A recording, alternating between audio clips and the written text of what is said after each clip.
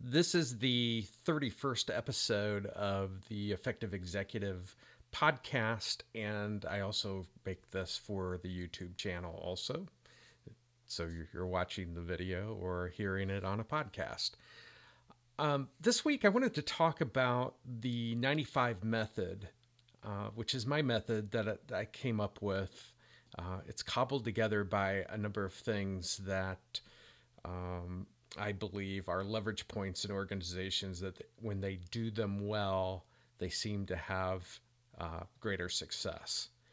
And after a couple conversations this week with executives and also with a friend of mine who owned an HVAC company down in Florida, I thought, I need to have some clarity, and I don't want to make this a big advertisement. At the same time, I want people to kind of understand what the 95 method is and what they're going to get out of it. And so this week, I wanted to talk in terms of that the 95 method is not a prescription.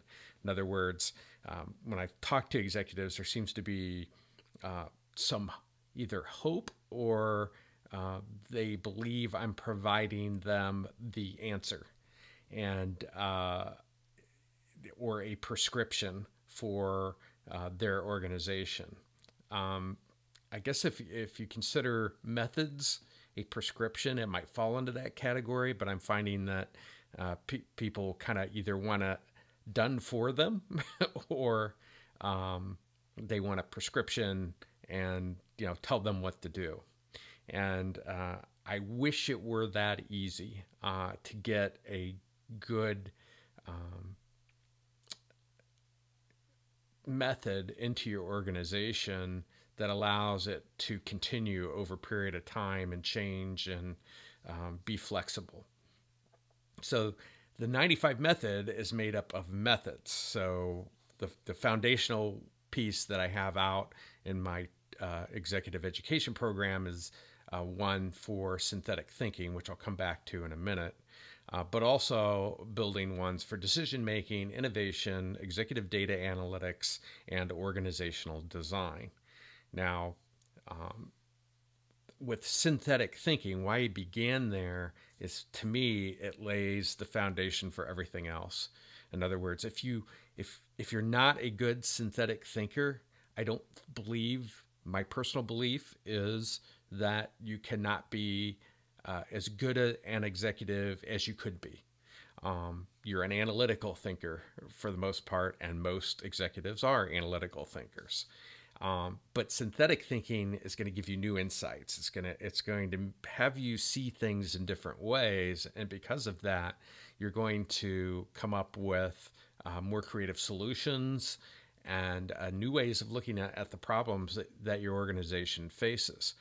So, just as a reminder, again, trying to not to make this an advertisement, but when you're going through and you're developing your synthetic thinking skills, you're looking through the customer lens. You're looking at your own organization as a customer would. And that by itself gets you out of the office and to where customers interact with your organization. And this is going to give you insights because, and one of the interesting things in working with executives, they always say, oh, well, they're just, the frontline people aren't doing the policy or the rule or whatever the way that, it's supposed to be. And that's irrelevant.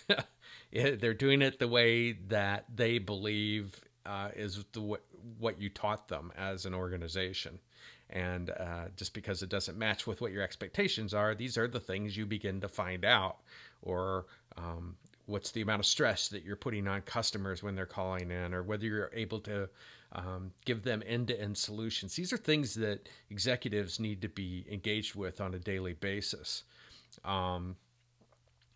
because it gives you a perspective that most of the other people are going to use anecdotally because someone told them. You going there already sets you from every other executive typically in the organization. So that's the first step. And then the second one is looking through what I call the thinking lens. And maybe not the greatest words, but I would say it's looking at your organizational belief system. Whether that's conscious or unconscious. A lot of times I say, why do you think this way? I don't know. It just always was that way. Well, that's okay, but know what it is. And especially around things like motivation and control. How do you think about those things are typically two areas that influence how your organization operates. So you need to be conscious of them.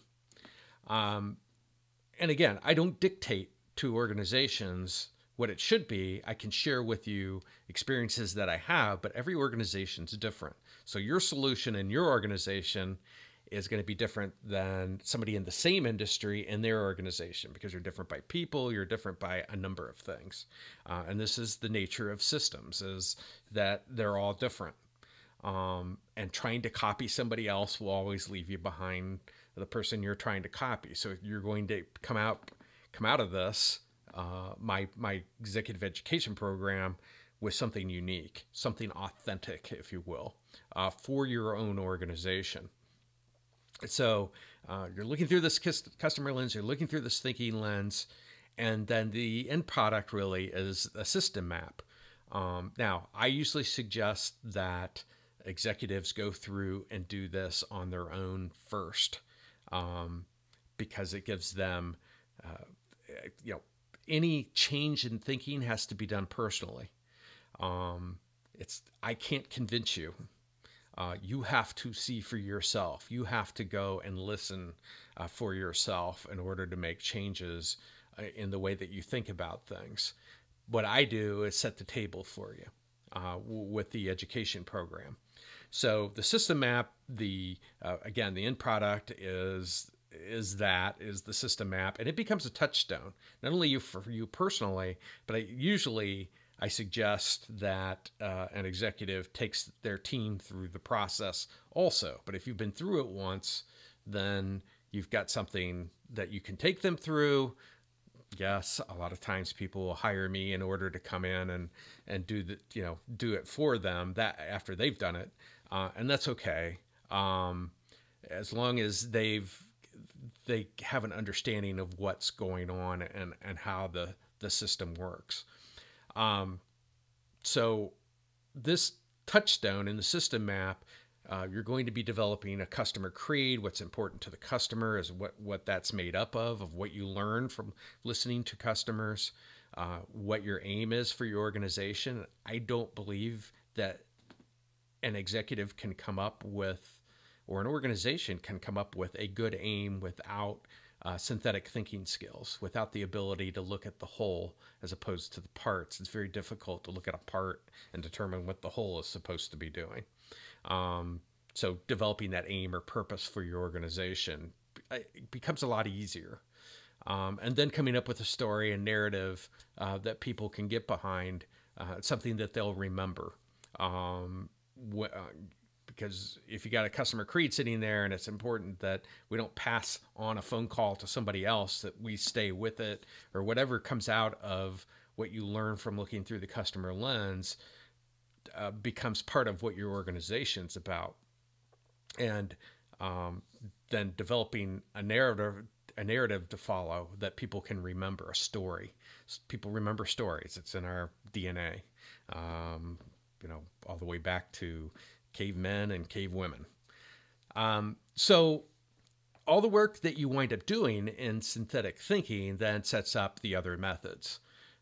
Once you've got a good understanding how your system is, and you've developed the customer creed, the aim, the story, and the narrative, then you get clarity on your priorities and a clarity on the aim and the creed and your story.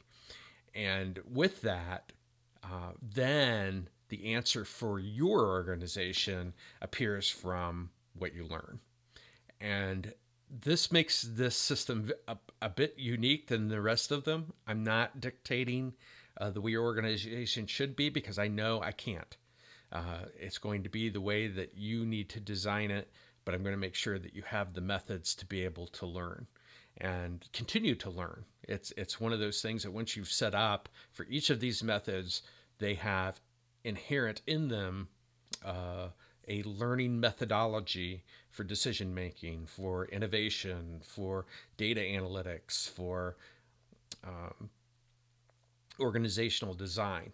And so where you start after that usually becomes pretty clear after you've gone through and looked at your organization.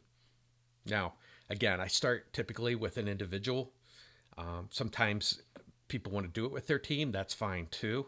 Um, but I usually work with one person very closely, the executive that's involved. Or if you're an aspiring executive, I'd be working with you via phone calls and things of that sort as you go through and do the education program. But all the methods ultimately give you really an unprecedented advantage in your career and against your competitors. Developing authentic systems that can deliver a unique service or product is something that the marketplace is always looking for. And these methods will deliver that for you. But it begins with an individual and them taking and going through and changing their own thinking about the way that they see things.